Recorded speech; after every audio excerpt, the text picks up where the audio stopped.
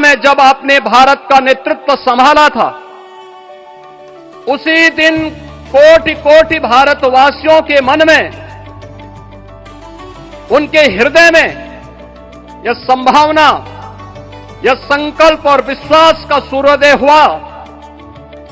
आज वही विश्वास, वही तपस्या, वही अनगिनत पीढ़ियों की प्रतीक्षा आपके कर कमलों के माध्यम से साकार रूप से पूरे भारतवासियों और सभी सनातन धर्मावलंबियों के समक्ष आज इस भव्य राम मंदिर के रूप में है। श्री राम मंदिर पर फहराता यह केसरिया ध्वज धर्म का प्रतीक है, मर्यादा का प्रतीक है, सत्य, न्याय और राष्ट्र धर्म का भी प्रतीक है।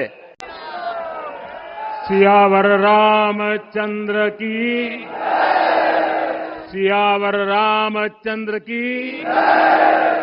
अयोध्या नगरी भारत की सांस्कृतिक चेतना के एक और उत्कर्ष बिंदु की साक्षी बन रही है। आज संपूर्ण भारत, संपूर्ण विश्व राममय है।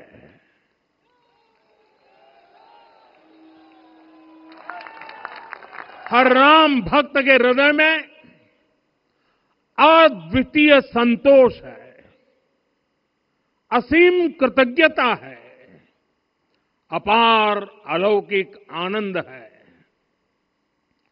सदियों के घाव भर रहे हैं, सदियों की वेदना आज विराम पा रही है। सदियों का संकल्प आज सिद्धि को प्राप्त हो रहा है। आज उस यज्ञ की पूर्णाहुति है जिसकी अग्नि 500 वर्ष तक प्रज्वलित रही। जो यज्ञ एक पल भी आस्था से डिगा नहीं, एक पल भी विश्वास से टूटा नहीं, राम राज्य की कीर्ति को प्रतिरूपित करता है। ये ध्वज संकल्प है, ये ध्वज सफलता है, ये ध्वज संघर्ष से सृजन की गाथा है, ये ध्वज सदियों से चले आ रहे स्वप्नों का साकार स्वरूप है। ये ध्वज संतों की साधना और समाज की सहभागिता की सार्थक परिणति है। साथियों, आने वाली सदियों और सहस्त्र शताब्दियों तक ये धर्म ध्वज प्रभु राम के आदर्शों और सिद्धांतों का उद्घोष करेगा।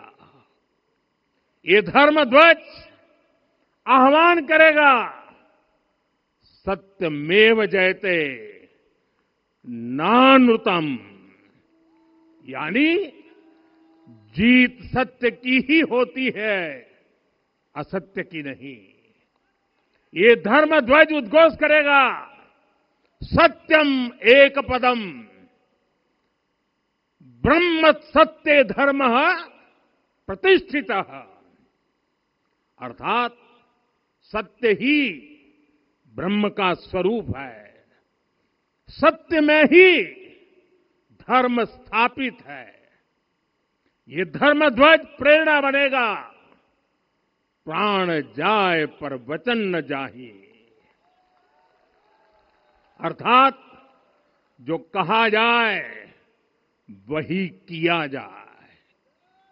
ये धर्म ध्वज संदेश देगा, कर्म प्रधान विश्व रची राखा, अर्थात विश्व में कर्म और कर्तव्य की प्रधानता हो। ये धर्म ध्वज कामना करेगा, बैर न विग्रह आस न त्रासा, सुखमय ताहि सदा सब आशा, यानी भेदभाव, पीड़ा परेशानी से मुक्ति, समाज में शांति और सुख हो। ये धर्म ध्वज हमें संकल्पित करेगा, नहीं दरिद्र कोउ दुखी न दीना, यानी हम ऐसा समाज बनाएं जहां गरीबी न हो, कोई दुखी या लाचार न हो। साथियों, हमारे ग्रंथों में कहा गया है, आरोपितम ध्वजम दृष्ट्वा ये अभिनंदनित धार्मिका ते अपि सर्वे प्रमुच्यते महापातक कोटि भी, यानी जो लोग किसी कारण मंदिर नहीं आ पाते और दूर से मंदिर के ध्वज को प्रणाम कर लेते हैं, उन्हें भी उतना ही पुण्य मिल जाता है। साथियों, ये धर्म ध्वज भी इस मंदिर के ध्येय का प्रतीक है। ये ध्वज दूर से ही राम लला की जन्मभूमि के दर्शन कराएगा और युगों युगों तक प्रभु श्री राम के आदेशों और प्रेरणाओं को मानव मात्र तक पहुंचाएगा। साथियों, मैं संपूर्ण विश्व के करोड़ों राम भक्तों को इस अविस्मरणीय क्षण की, इस अद्वितीय अवसर की हार्दिक शुभकामनाएं देता हूं।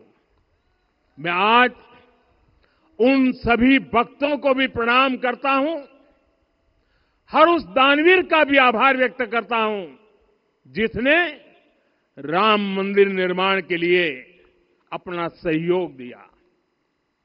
मैं राम मंदिर के निर्माण से जुड़े हर श्रमवीर, हर कारीगर, हर योजनाकार, हर वास्तुकार, सभी का अभिनंदन करता हूं। साथियों, अयोध्या वह भूमि है जहां आदर्श आचरण में बदलते हैं। यही वह नगरी है जहां श्री राम ने अपना जीवन पथ शुरू किया था। इसी अयोध्या ने संसार को बताया कि एक व्यक्ति कैसे समाज की शक्ति से, उसके संस्कारों से पुरुषोत्तम बनता है। जब श्री राम अयोध्या से वनवास को गए तो वे युवराज राम थे, लेकिन जब लौटे तो मर्यादा पुरुषोत्तम बनकर के आए और उनके मर्यादा पुरुषोत्तम बनने में महर्षि वशिष्ठ का ज्ञान, महर्षि विश्वामित्र की दीक्षा, महर्षि अगस्त्य का मार्गदर्शन, निषाद राज की मित्रता, मां शबरी की ममता, भक्त हनुमान का समर्पण, इन सब की अनगिनत ऐसे लोगों की महत्वपूर्ण भूमिका रही है। साथियों, विकसित भारत बनाने के लिए भी समाज की इसी सामूहिक शक्ति की आवश्यकता है। मुझे बहुत खुशी है कि राम मंदिर का दिव्य प्रांगण भारत के सामूहिक सामर्थ्य की भी चेतना स्थली बन रहा है। यहां 7 मंदिर बने हैं।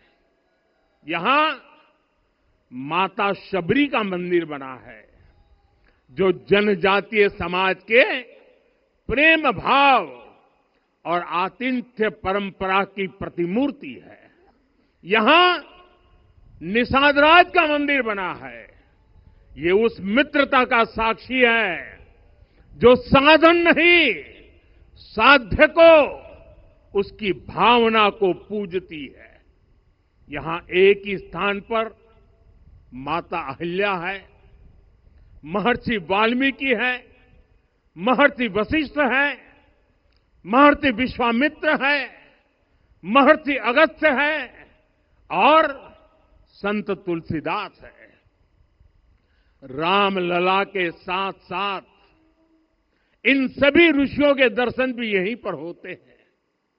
यहां जटायु जी और गिलहरी की मूर्तियां भी है, जो बड़े संकल्पों की सिद्धि के लिए हर छोटे से छोटे प्रयास के महत्व को दिखाती है। मैं आज हर देशवासी से कहूंगा कि वो जब भी राम मंदिर आए तो सप्त मंदिर के दर्शन भी अवश्य करें। ये मंदिर हमारी आस्था के साथ साथ मित्रता, कर्तव्य और सामाजिक सद्भाव के मूल्यों को भी शक्ति देते हैं। साथियों, हम सब जानते हैं, हमारे राम भेद से नहीं, भाव से जुड़ते हैं। उनके लिए व्यक्ति का कुल नहीं, उसकी भक्ति महत्वपूर्ण है। वर्तमान का सोचते हैं, वो आने वाली पीढ़ियों के साथ अन्याय करते हैं। हमें वर्तमान के साथ साथ भावी पीढ़ियों के बारे में भी सोचना है, क्योंकि हम जब नहीं थे, ये देश तब भी था। जब हम नहीं रहेंगे, ये देश तब भी रहेगा। हम एक जीवंत समाज है। हमें दूरदृष्टि के साथ ही काम करना होगा। हमें आने वाले दशकों, आने वाली सदियों को ध्यान में रखना ही होगा। और साथियों, इसके लिए भी हमें प्रभु राम से सीखना होगा। हमें उनके व्यक्तित्व को समझना होगा। हमें उनके व्यवहार को आत्मसात करना होगा। हमें याद रखना होगा, राम यानी आदर्श, राम यानी मर्यादा, राम यानी जीवन का सर्वोच्च चरित्र, राम यानी सत्य और पराक्रम का संगम। दिव्य गुणे शक्र समो रामः सत्य पराक्रमः। राम यानी धर्म पथ पर चलने वाला व्यक्तित्व। रामः सत्पुरुषो लोके सत्यः सत्यपरायणः। राम यानी जनता के सुख को सर्वोपरि रखना, प्रजा सुखत्वे चंद्रस्य। राम यानी धर्म और क्षमा का दरिया। वसुधाया क्षमा गुणे है। राम यानी ज्ञान और विवेक की पराकाष्ठा। बुद्धया बृहस्पते तुल्य। राम यानी कोमलता में दृढ़ता। मृदु पूर्वज भाषते। राम यानी कृतज्ञता का सर्वोच्च उदाहरण। कदाचन नोपकारेण कृति नैकेन तुष्यति। राम यानी श्रेष्ठ संगति का चयन। शीला वृद्धे ज्ञान वृद्धे वयोवृद्धे च सज्जनई।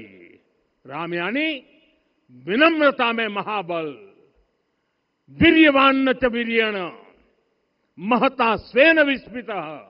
राम यानी सत्य का अडिग संकल्प, न च अनुत्र कथो विद्वान। राम यानी जागरूक, अनुशासित और निष्कपट मन, निस्तिंद्र अपम्रत च स्वदोष परदोषवित। साथियों, राम सिर्फ एक व्यक्ति नहीं, राम एक मूल्य है, एक मर्यादा है, एक दिशा है। अगर भारत को साल 2047 तक विकसित बनाना है, अगर समाज को सामर्थ्यवान बनाना है, तो हमें अपने भीतर राम को जगाना होगा। हमें अपने भीतर के राम की प्राण प्रतिष्ठा करनी होगी। और इस संकल्प के लिए आज से बेहतर दिन और क्या हो सकता है। साथियों, 25 नवंबर का यह ऐतिहासिक दिन अपनी विरासत पर गर्व का एक और अद्भुत क्षण लेकर आया है। इसकी वजह है धर्म ध्वजा पर अंकित कोविदार वृक्ष। ये कोविदार वृक्ष इस बात का उदाहरण है कि जब हम अपनी जड़ों से कट जाते हैं तो हमारा वैभव इतिहास के पन्नों में दब जाता है। साथियों, जब भरत अपनी सेना के साथ चित्रकूट पहुंचे तो लक्ष्मण ने दूर से ही अयोध्या की सेना को पहचान लिया। ये कैसे हुआ, इसका वर्णन वाल्मीकि जी ने किया है। और वाल्मीकि जी ने क्या वर्णन किया है? उन्होंने कहा है, विराजित उद्गत स्कंधम कोविदार ध्वज रथे। लक्ष्मण कहते हैं, राम, सामने जो तेजस्वी प्रकाश में विशाल वृक्ष जैसा ध्वज दिखाई दे रहा है, वही अयोध्या की सेना का ध्वज है। उस पर कोविदार का शुभ चिन्ह अंकित है। साथियों, आज जब राम मंदिर के प्रांगण में कोविदार फिर से प्रतिष्ठित हो रहा है, यह केवल एक वृक्ष की वापसी नहीं है, यह हमारी स्मृति की वापसी है, हमारी अस्मिता का पुनर्जागरण है, हमारी स्वाभिमानी सभ्यता का पुनः उद्घोष है। कोविदार वृक्ष हमें याद दिलाता है कि जब हम अपनी पहचान भूलते हैं तो हम स्वयं को खो देते हैं, और जब पहचान लौटती है तो राष्ट्र का आत्मविश्वास भी लौट आता है। और इसलिए मैं कहता हूं, देश को आगे बढ़ना है तो अपनी विरासत पर गर्व करना होगा। साथियों, अपनी विरासत पर गर्व के साथ साथ एक और बात भी महत्वपूर्ण है, और वो है गुलामी की मानसिकता से पूरी तरह मुक्ति। अयोध्या में भव्य एयरपोर्ट है, अयोध्या में आज शानदार रेलवे स्टेशन है, वंदे भारत और अमृत भारत एक्सप्रेस जैसी ट्रेनें अयोध्या को बाकी देश से जोड़ रही हैं। अयोध्या वासियों को सुविधाएं मिले, उनके जीवन में समृद्धि आए, इसके लिए निरंतर काम चल रहा है। साथियों, जब से प्राण प्रतिष्ठा हुई है, तब से लेकर आज तक करीब करीब 45 करोड़ श्रद्धालु यहां दर्शन के लिए आ चुके हैं। ये वो पवित्र भूमि है जहां 45 करोड़ लोगों के चरण रच पड़े हैं, और इससे अयोध्या और आसपास के लोगों की आय में आर्थिक परिवर्तन आया है, वृद्धि हुई है। कभी अयोध्या विकास के पैमानों में बहुत पीछे थी, आज अयोध्या नगरी यूपी के अग्रणी शहरों में से एक बन रही है। साथियों, 21वीं सदी का आने वाला समय बहुत महत्वपूर्ण है। आजादी के बाद के 70 साल में भारत 70 साल में भारत विश्व की 11वीं सबसे बड़ी अर्थव्यवस्था बना। 70 साल में 11वीं। लेकिन पिछले 11 साल में ही भारत विश्व की 5वीं सबसे बड़ी अर्थव्यवस्था बन चुका है। और वो दिन दूर नहीं जब भारत विश्व की 3री सबसे बड़ी अर्थव्यवस्था भी बन जाएगा। आने वाला समय नए अवसरों का है, नई संभावनाओं का है। और इस अहम कालखंड में भी भगवान राम के विचार ही हमारी प्रेरणा बनेंगे। जब श्री राम के सामने रावण विजय जैसा विशाल लक्ष्य था, तब उन्होंने कहा था, सौरज धीरज ते ही रथ चाका, सत्यशील दृढ़ ध्वज पताका, बल विवेक दम परहित गोरे, क्षमा कृपा समता रजु जोरे। यानी रावण पर विजय पाने के लिए जो रथ चाहिए, शौर्य और धैर्य उसके पहिए हैं, उसकी ध्वजा सत्य और अच्छे आचरण की है, बल विवेक संयम और परोपकार इस रथ के घोड़े हैं, लगाम के रूप में क्षमा दया और समता है जो रथ को सही दिशा में रखते हैं।